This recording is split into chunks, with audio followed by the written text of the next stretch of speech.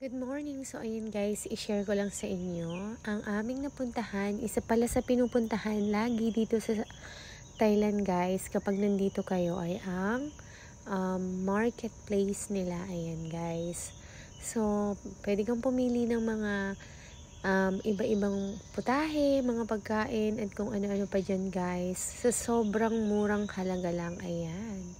May mga fresh seafood sila at saka mga ready to made cook food na kapag tamad kayong magluto or pumunta sa mga restaurant. So, ayan guys. Pipili lang kayo kung ano yung mga gusto nyong pagkain. May mga fried, may mga barbecue. Ayan. Tingnan nyo naman guys kung ganong ka-friendly yung market nila dito. Ayan. May mga deep fried.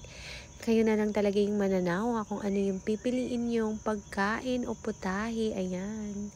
May mga skin pa ng mga ano dyan guys, mga chicken skin, mga ganun guys. Isa din sa gusto nila dito sa sa Thailand.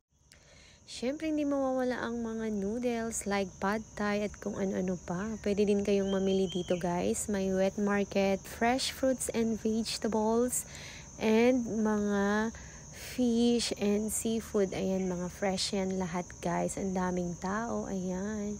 Kasi puro mga ready-made at saka mga fresh ang mabibili mo dito sa murang halaga. Ayan. Sa mga bet na bet mag food trip dito kayo sa Thailand magpunta.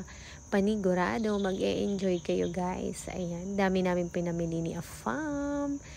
So, ayun guys, share ko lang na isa to sa dapat nyong pinupuntahan kapag nasa Thailand kayo. Ayan, syempre hindi mawawala ang mangga.